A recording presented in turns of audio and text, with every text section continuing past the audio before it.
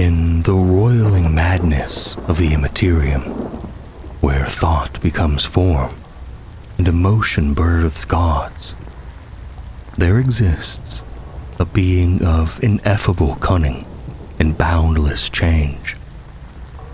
Mortals know it as Tzeentch, changer of the ways. Of all the ruinous powers, none are so enigmatic. Where others lash out with primal fury or carnal excess, Tzeentch weaves reality like thread through a needle, shaping fate itself with every twist. Tzeentch is the embodiment of ambition and evolution, of the yearning to grow, improve, and surpass. It is the whisper behind invention, the hunger for progress, the dream of riches and a better tomorrow. These desires, noble as they may seem, are not immune to corruption. Indeed, they are ripe for it.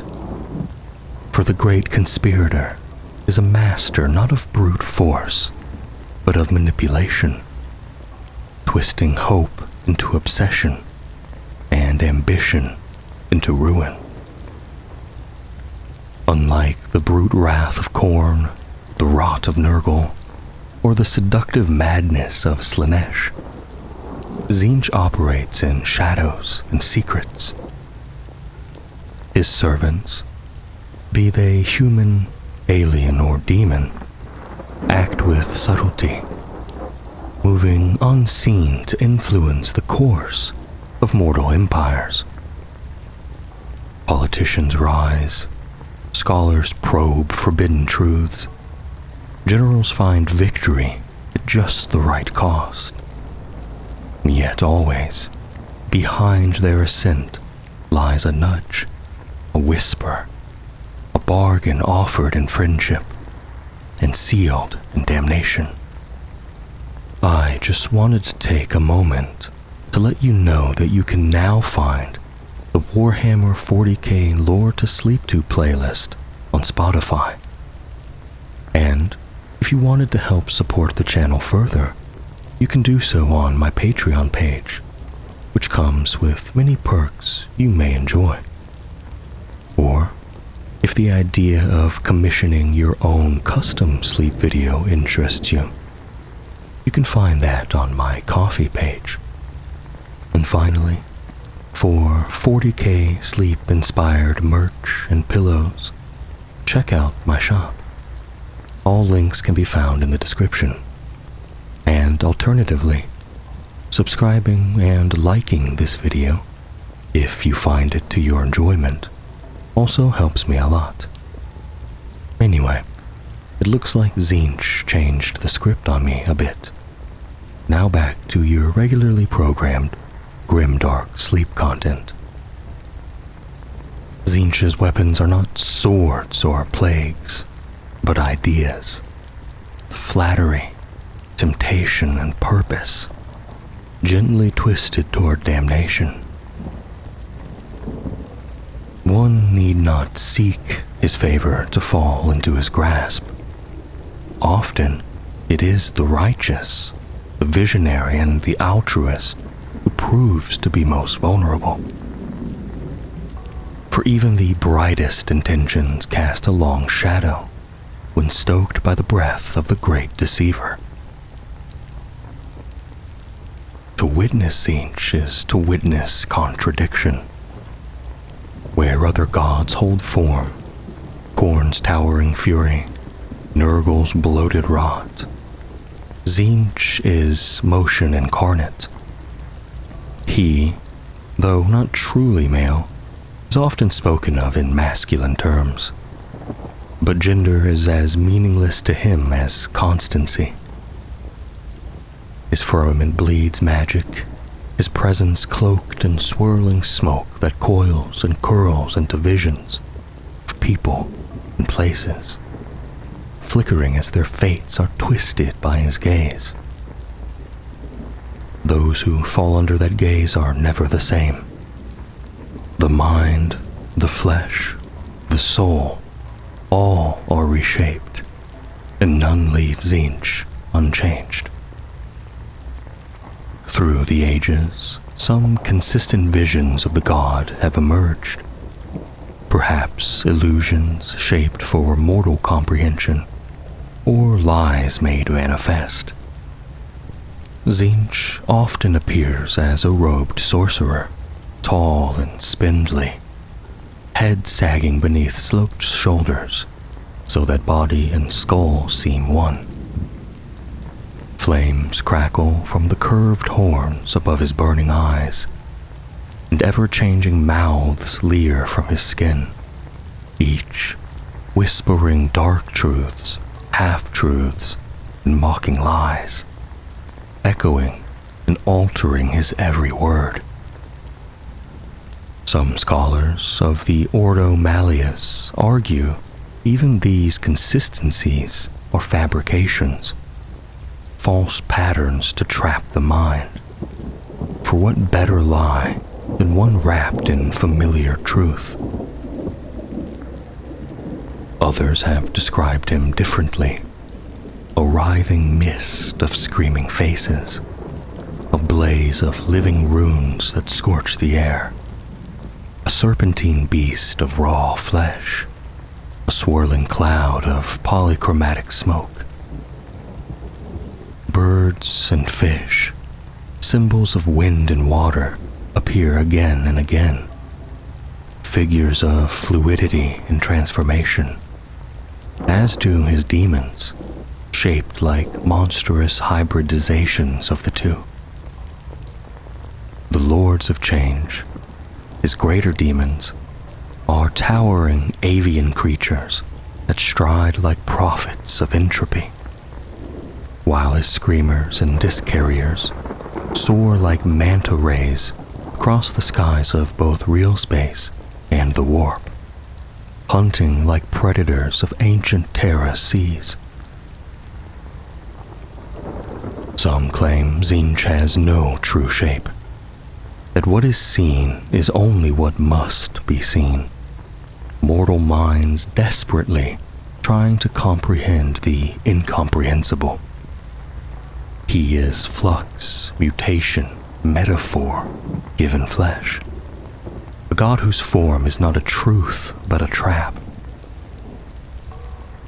To seek his image is folly. To name him with certainty is madness. He is the god of the 1,000 masks, and each mask is a lie. Among the many arcane truths whispered by Tzeentch's cults, one number holds special reverence: the number 9. The sorcerer Ahriman, architect of many damned truths, writes of it thus: 9 is the number most sacred to the changer of the ways. It is only upon tracing the 9th sigil that the runes of a change scroll begin to glow, morphing into their true nature. There are 9 distinct rites an acolyte must master before he can unlock the secrets that will permit him to pierce the veil.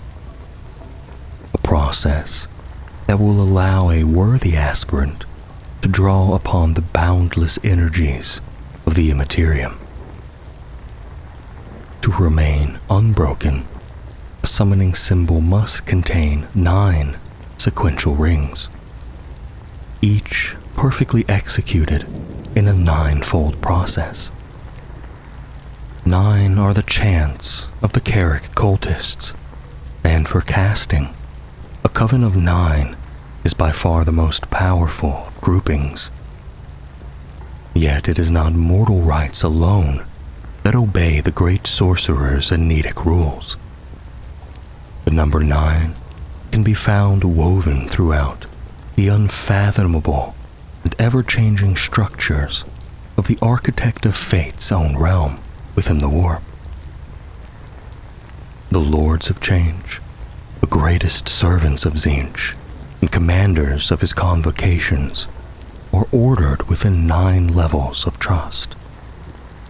All seek their master's favor, and those in ascendancy rule the 9 fractal fortresses.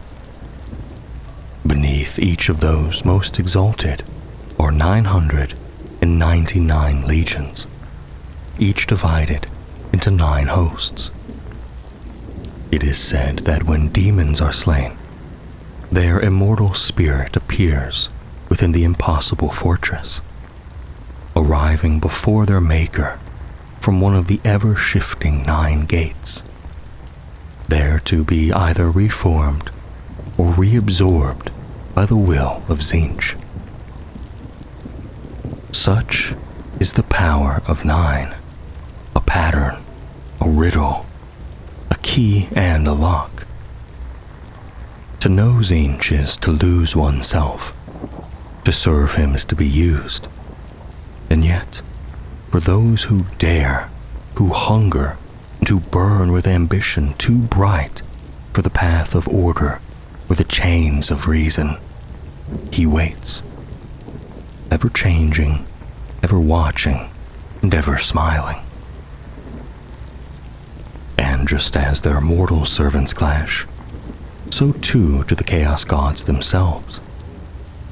Tzeentch, the eternal schemer, finds his antithesis in Nurgle, the Plague Lord. Where Nurgle is decay, Tzeentch is growth. Where Nurgle delights in stagnation and despair, Tzeentch thrives on progress, mutation, and the hope of something greater. The 2 powers war endlessly, Tzeentch's intricate plans often crumbling under the heavy rot of Nurgle's inevitability. Their demons fight with one another as often as they do with the Imperium or other Xenos. And yet, for all this rivalry, it is Tzeentch who holds the greatest sway among his peers. When the Chaos Gods must act as one, rare as that may be, it is Tzeentch who weaves the temporary alliance, as he did during the Horus Heresy. But make no mistake, Tzeentch does nothing out of unity. Every truce is a plot, every alliance another layer of his ever-unfolding game. Known by countless names across the galaxy, the Changer of the Ways, the Great Schemer, the Father of Lies, the Master of Fortune, the Shifting Breeze, the Architect of Fate, but to name a few. Tzeentch is the Chaos God of sorcery, ambition, change, and knowledge. Each title whispers a fragment of truth, and yet none can capture the whole. For every name spoken, 1,000 guises take form, and each of those births a new scheme. Everything about the great conspirator mutates, evolves, and slips through the cracks of understanding. To define him is to misunderstand him, for Tzeentch changes even from himself. He is perhaps the most disturbing and least comprehensible of the 4 major ruinous powers. A being of ceaseless transformation, he is drawn to those who scheme and plot, who crave arcane power and forbidden truths. From the thrones of planetary governors to the lowest dens of chaos-worshipping cults, his hand is ever present. Politicians, psychers, sorcerers, magisters, so many mortals have walked the convoluted paths of destiny, thinking themselves the masters of their own ascent, never realizing they are but threads in Tzeentch's eternal web. Some serve him knowingly, devoted acolytes of the Architect of Fate. others are deceived, tricked into believing they pursue their own goals, when in truth, they serve only his. But what mortals fail often to grasp is this. Tzeentch has no grand endgame, no single destination.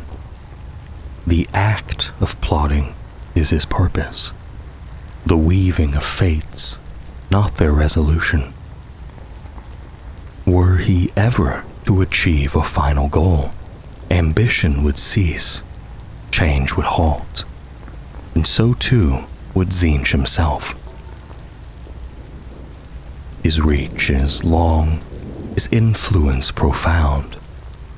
The Eye of Terror, the Maelstrom, the Great Rift, and the Screaming Vortex, all regions where reality and warp bleed together, serve as fertile grounds for his machinations. He is the master of 1,001 plots, each more intricate and confounding than the last, and none but he could possibly comprehend them all. And though his followers may be fewer and less visible than those of Khorne, their grip on the mind of mortals is no less firm. In fact, many serve Tzeentch without ever realizing it, their faiths nudged by unseen hands, and their dreams twisted toward his ends.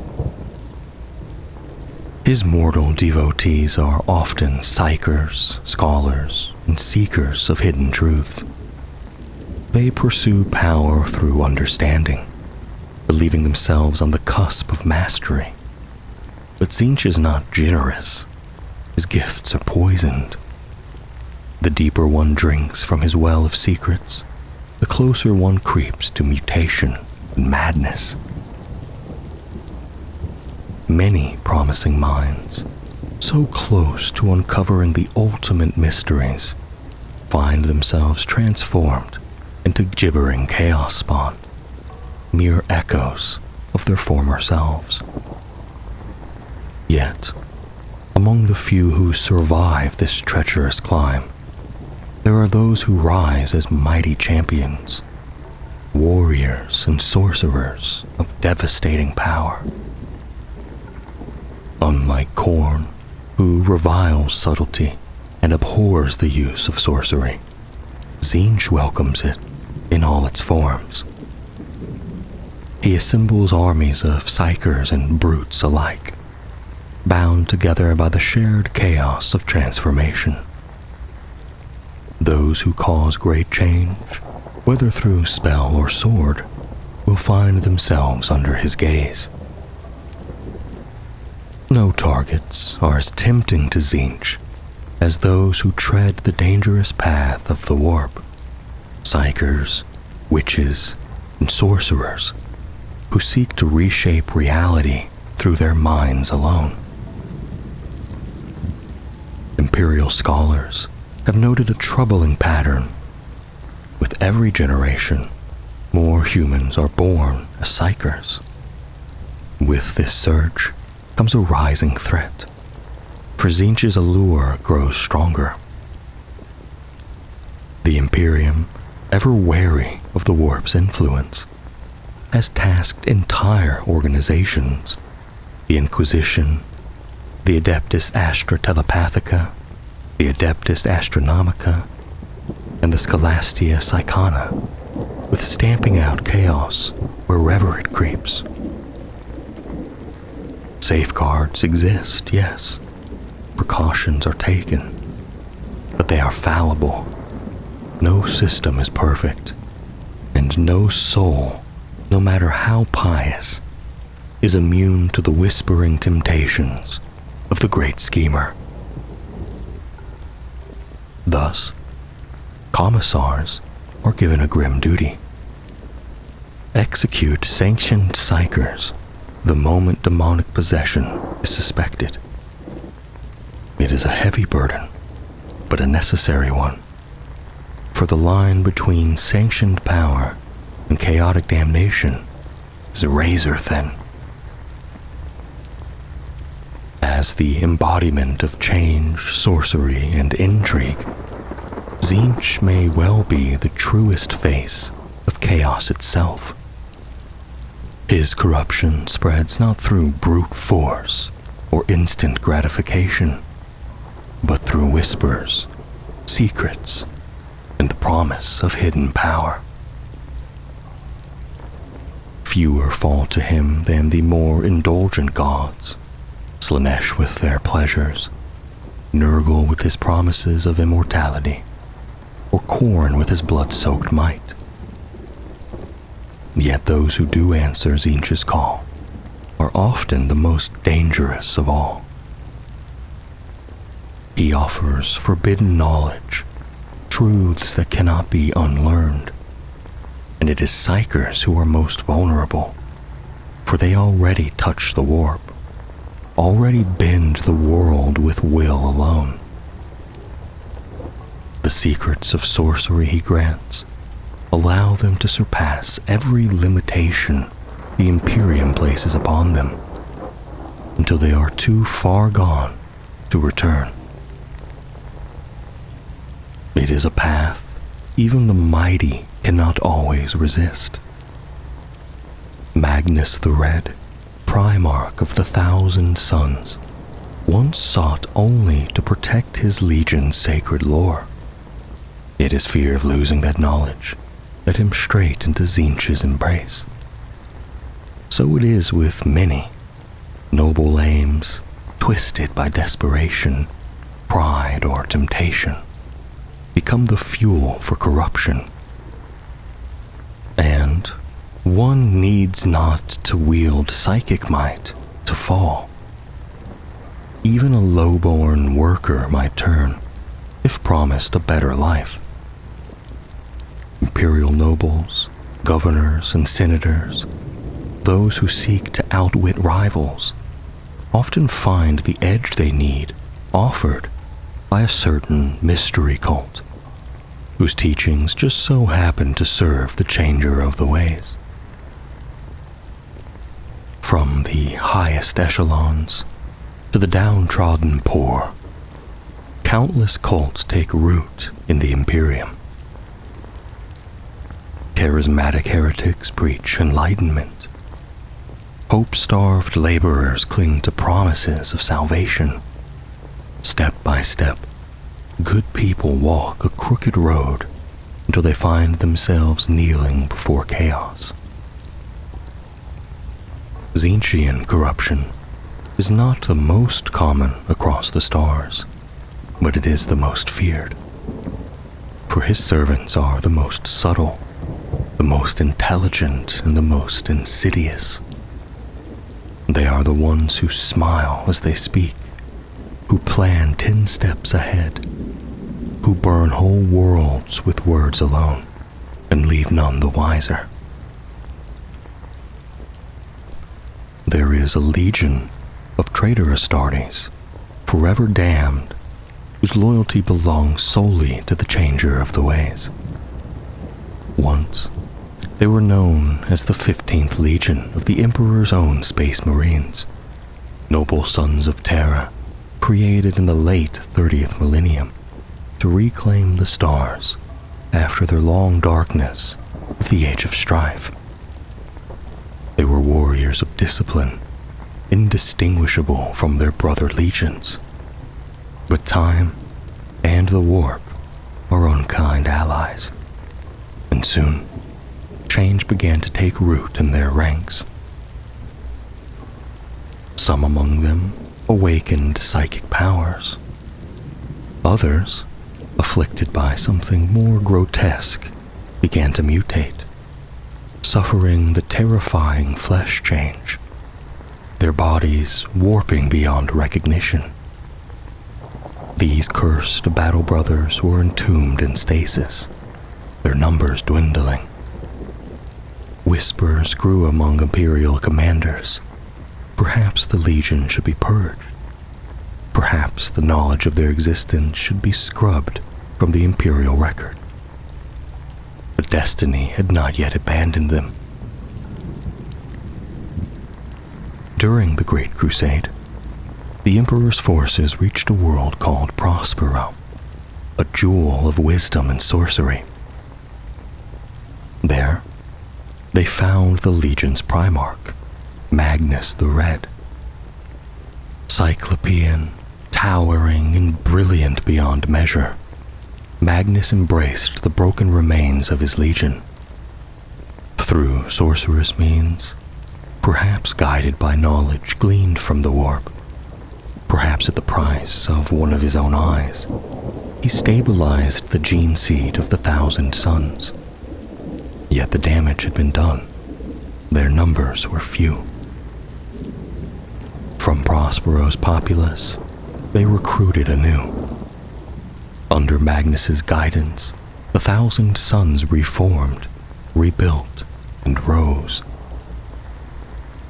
Their librarians became unmatched, their tactics inventive and unconventional, their battles fought with as much words and warp flame as with bolters and blades. But their rise would draw scrutiny. At the fateful Council of Nicaea, the Emperor decreed an end to all sorcery. The use of psychic powers was to be forbidden, cast out of the legions and imperial society. For the 1,000 Suns, whose very survival depended upon such arts, this edict was nothing short of betrayal, and the Emperor's suspicion would soon drive them into damnation. When the Horror's heresy began to unfurl, Magnus saw what others could not. He reached across the stars to warn the Emperor of Horus's treachery, using sorcery to send his mind from Prospero to Terra. But his warning, unheeded and unwelcome, was mistaken as a chaos deception. The Emperor responded with force. He dispatched Leman Russ, Primarch of the Space Wolves, and his legion, bolstered by the Sisters of Silence and the Custodes. Magnus was to be brought to Terra for judgment. But Horus, now corrupted, twisted Russ's orders. Instead of capture, he commanded annihilation. What followed became known as the Fall of Prospero. The world burned, the 15th Legion shattered. Magnus and a remnant of his sons fled, embraced by Tzeentch, their new patron. In bitterness and betrayal, they joined Horus's rebellion. Now forever damned, the 1,000 Suns march beneath the banners of the Changer of the Ways. Their crimson armor became blue and gold, adorned with ornate helms and arcane headdresses. Their methods, ranged warfare, sorcery, deception, remained. But change, as always, came again. Within the Eye of Terror, they claimed a new home. Sortiarius, the planets of the sorcerers. But there, exposed to the raw energies of the warp, the flesh change returned. Ahriman, Magnus's greatest librarian and most ambitious servant, sought a final cure. He cast a mighty spell, the rubric of Ahriman. It worked, but at a terrible cost. Those gifted in sorcery were spared, their minds sharpened, their powers magnified.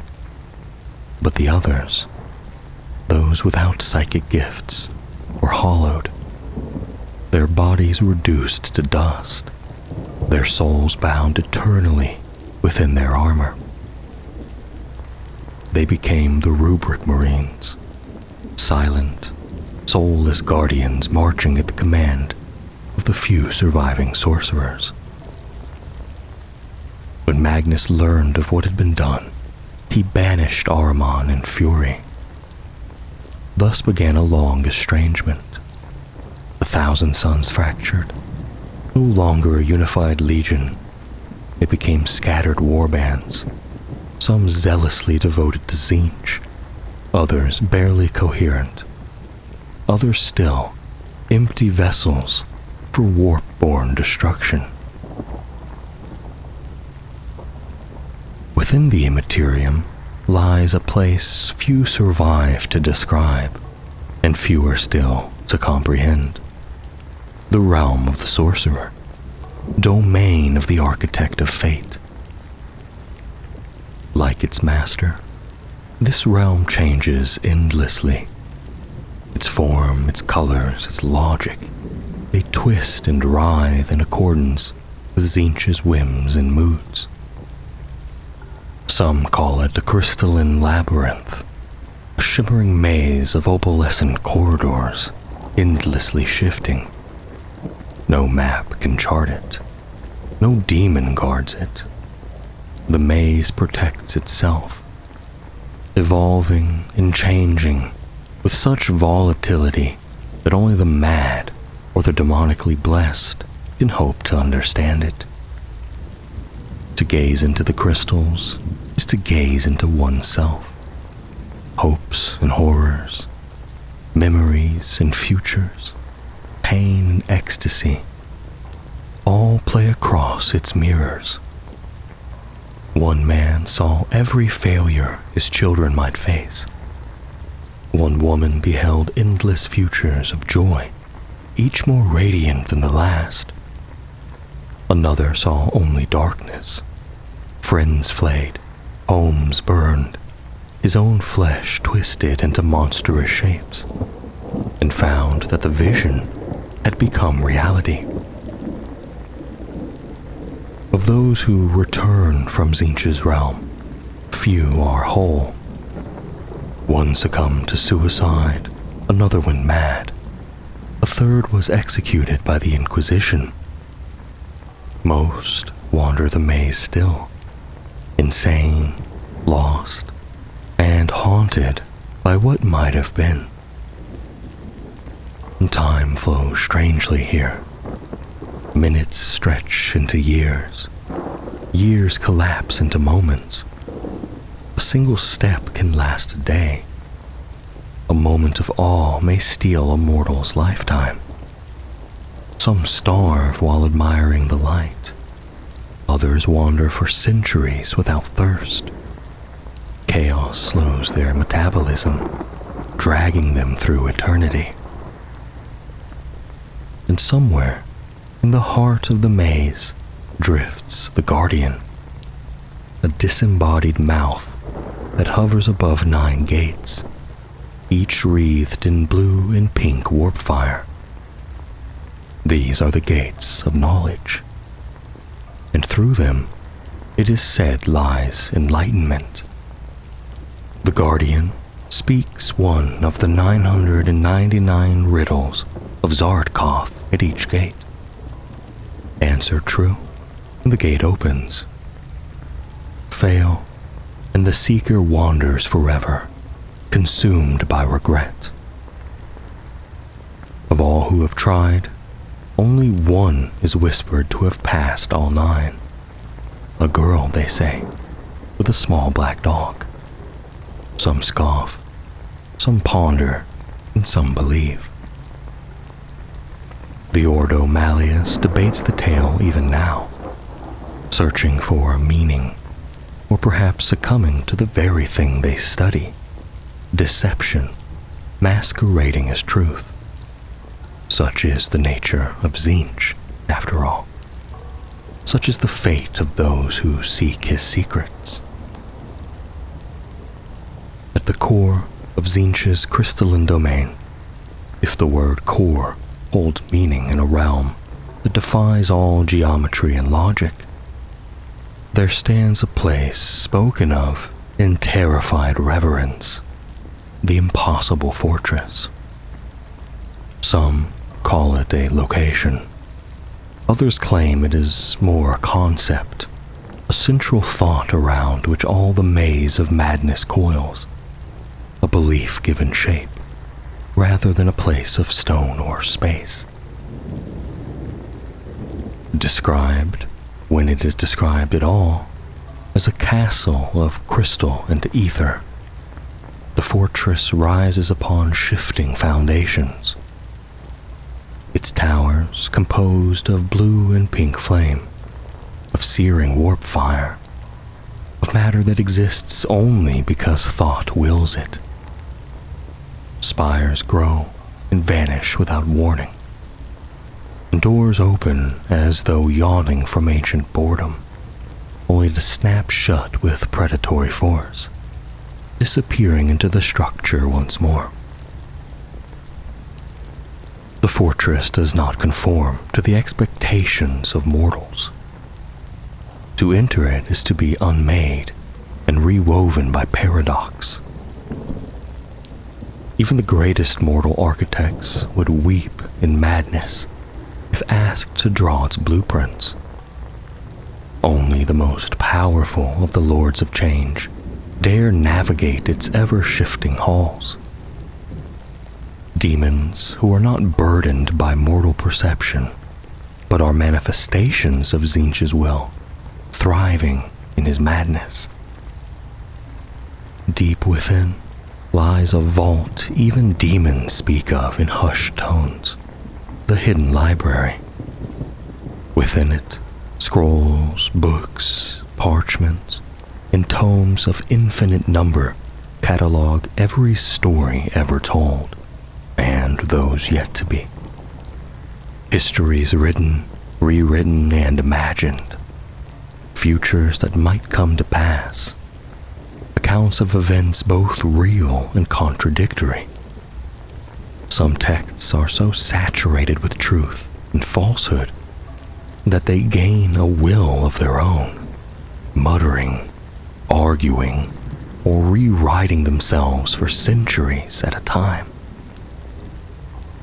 These sentient volumes are chained in place by flames of magic, guarded by the cackling horrors who act as grotesque librarians. They shelve the books, squabble with the scrolls, and rearrange the collection to a logic only Tzeentch might comprehend.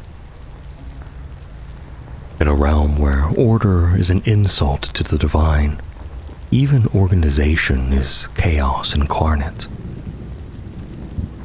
Yet even this surreal vision is only one of many. Mortal witnesses rarely agree. Bach Samael, the so-called lunatic scrivener of Hamclove Prime, claimed to have returned from Tzeentch's domain, describing nothing but a barren hill crowned by a single leafless tree. Dayless Dial, a condemned heretic from Phalon 10, described it as a desert crawling with headless humanoids who split and recombined in perpetual agony. Others spoke of realms of living vines, of landscapes made of mold, of continents where nothing existed but stone, ash, and silence. Perhaps all are true. Perhaps none. Some scholars argue that Tzeentch's realm is shaped by the mind of the visitor. Others believe it is Tzeentch himself who decides what a traveler sees, twisting perception as easily as clay, molding madness as a sculptor molds marble. Tzeentch's domain teems with demons of every shape and madness. Some are born of his will, spun from the warp as extensions of his mind. Others are mortals, corrupted and bound to serve. Their strings pulled by the architect of fate, whether they know it or not. Tzeentch's legions are as bizarre and mutable as the god they serve, ranging from ever-shifting horrors of lesser stature to mighty greater demons who orchestrate entire wars as part of a cosmic plot. These entities, born from the raw madness of the warp, or elevated from mortal form, serve as foot soldiers generals and agents of the architect of fate. Among the most numerous of Tzeentch's lesser demons are the horrors, unstable masses of flesh and limbs and fire-belching orifices. Ever-changing, they wreak havoc on the battlefield with potent bursts of psychic energy, shifting shapes and forms in constant flux.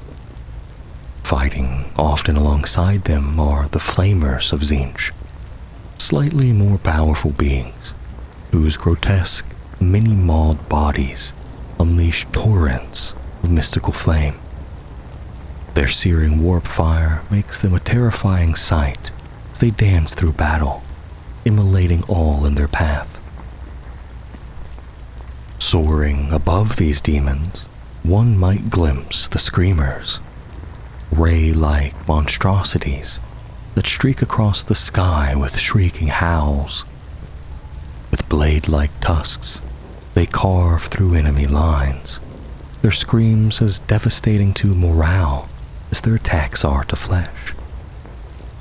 Occasionally, these screamers are harnessed to ornate platforms known as the burning chariots of Tzeentch, demonic constructs drawn by the beasts and mounted with flamers or horrors.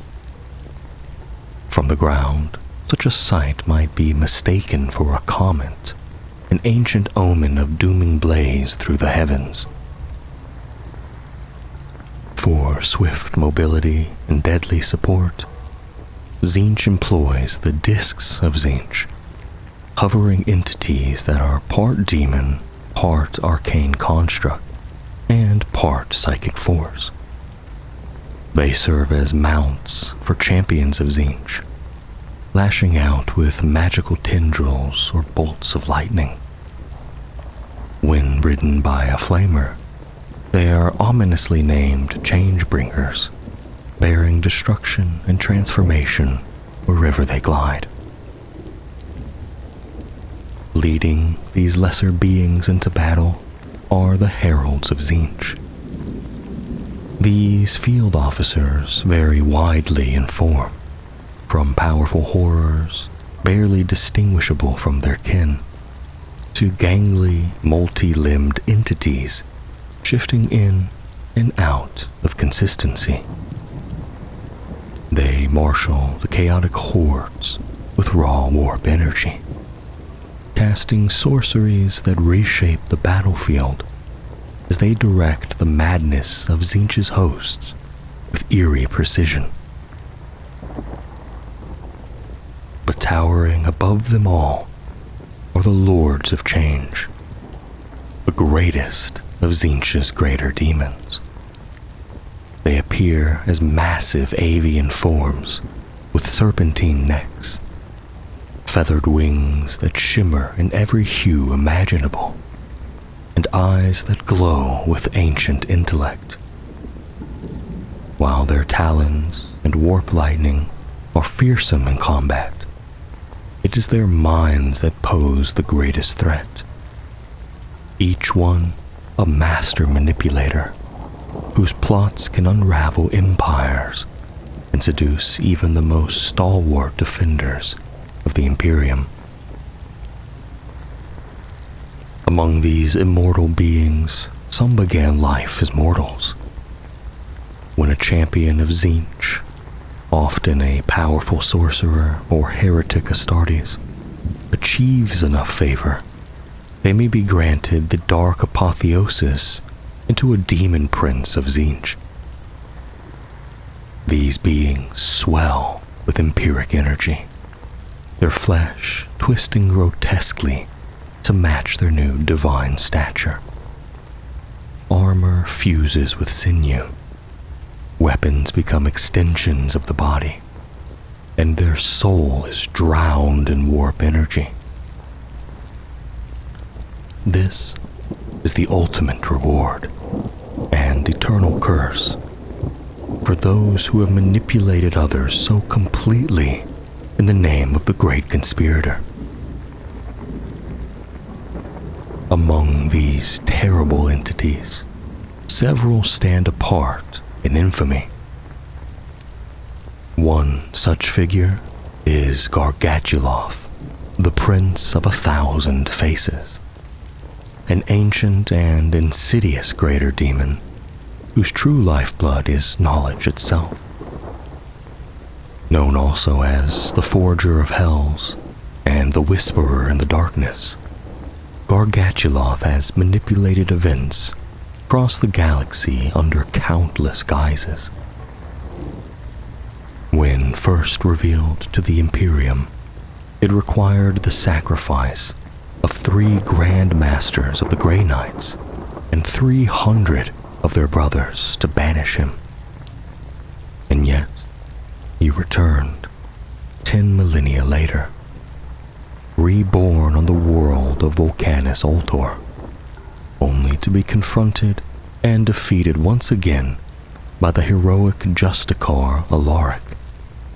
Still, the Emperor's Tarot warns his banishment will end in 1,000 years, and Gargatuloth is always plotting.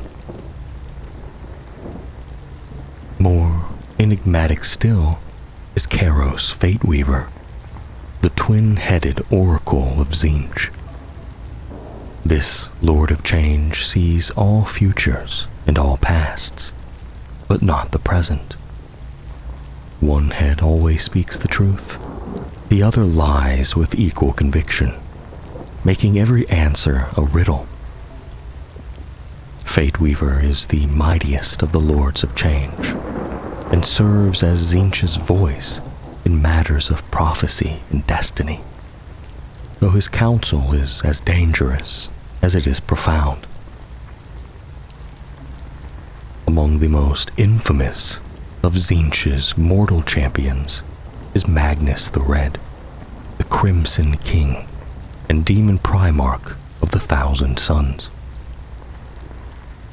Once a loyal son to the Emperor, Magnus turned to Tzeentch during the Horus Heresy, and now commands the full might of his legion from the relocated planet of the Sorcerers, forever bound to the whims of his patron god. Then, there are the eccentric blue scribes, Pteryx and Zyrap, 2 blue horrors tasked with a divine mission: to learn every spell ever written. Pteryx can write the spells, but cannot read them. Zyrap can read them, but cannot understand them. Together, they unleash unpredictable magic, scrawling and shouting incantations as they careen across dimensions atop their disk of Tzeentch. Their quest serves not only to recover lost knowledge, but to restore fragmented pieces of Tzeentch's own divine essence scattered across creation. The Changeling is another infamous demon, one who represents Tzeentch's love of mischief and meddling. A shapeshifter of unparalleled mastery, the Changeling can imitate any being, perfectly mimicking voice, behavior, even aura. Not even the other Chaos Gods can detect the deception. The only being he cannot become is Tzeentch himself, for the Great Schemer tolerates no copy, not even for a second. When Tzeentch must wage war outright, his scintillating legions are summoned to real space. These demonic hosts burst forth in kaleidoscopic glory, capering, shrieking, shape-shifting avatars of sorcery and change. Each legion is a unique reflection of its Lord of Change commander. Some relish in devastation and lead conflagration legions, formed around flamers and other agents of immolation. Others favor chaos incarnate, commanding legions anarchists. who descend in bewildering force from nowhere. Still others direct veiled legions, ghost-like forces that strike from shadow and vanish just as quickly. Every legion is split into 9 hosts, each led by demon princes or heralds, such as flux masters, fate skimmers, and change casters. These leaders vie constantly for favor, sabotaging one another with gleeful malice. It is a game within the great game, and one Tzeentch adores. Their sigils burn and swirl across the pyramid of Tzeentch, deep within the crystal labyrinth, rearranging in chaotic constellations. The 9 most favored legions are granted control of the fractal fortresses, towering strongholds within Tzeentch's realm, a prize all his servants desperately crave. And so, the great schemer's legions twist, burn, and plot, not only against the Imperium and the galaxy at large, but against one another. For even within his armies, Tzeentch teaches this truth. There is no unity without change, and no change without conflict.